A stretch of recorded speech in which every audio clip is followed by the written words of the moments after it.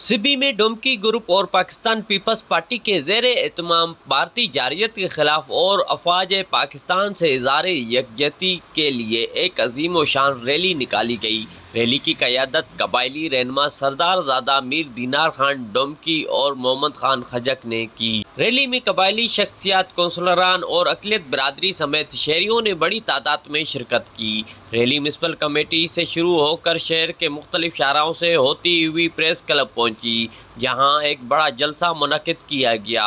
Rally के शुरका ने भारत मुखालिफ नारे लगाए और पाक फौज के हक में नारे लगाए। मैं तो यही मुतालबा करूंगा कि इस एस्केलेशन को जो है पीसफुल रिजॉल्व किया जाए, वरना तो यहाँ पर तबाही होगी और इंशाल्लाह पाक फौज सलाहियत रखती है कि इंडिया को मुंह तोड़ जवाब दे, और हम उनके शाना बशाना खड़े हैं। हाँ बिल्कुल, मोदी जो है एक बुज़दिल इंसान है, जिसने रात के अंधेरे में पाकिस्तान के निहत्ते आम शहरियों के ऊपर जो बमबारी की, वो बिल्कुल ही एक बुज़दिलाना अमल था, जिसका हम एहतजाज अपने इंटरनेशनल मीडिया के सामने और सारी दुनिया के सामने रिकॉर्ड कराना चाहते हैं। हम अक़लियती बिरादरी भी अपने हुब्बे वतन पाकिस्तान के साथ खड़ी हैं, पाक फ़ौज के साथ खड़ी हैं। इंशाल्लाह अगर ज़रूरत पड़ी तो हम भी बॉर्डर पे अपने पाक फ़ौज के साथ खड़े होकर इंडिया का मुकाबला करेंगे। मोदी ने बहुत गंदा काम किया है मुसलमानों से।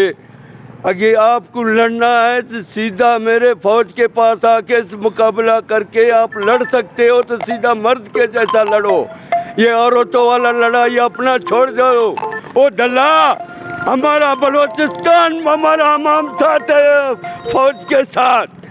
हम आपको मूलियों के साथ मारेंगे, गोंगलू शलगमों से मारेंगे। दल्ला, मत छेड़ो पाकिस्तान को।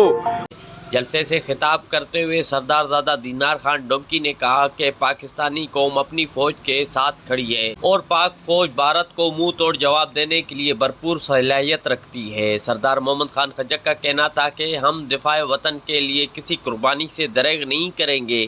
मुकर्रीन ने भारतीय जारयत को इंसानी हकूक़ की संगीन खिलाफ वर्जी करार देते हुए आलमी बिरादरी से नोटिस लेने का मुतालबा किया। जलसे के इख्तिताम पर मुल्क की सलामती और पाक फ़ौज की कामयाबी के लिए भी दुआएं की गई।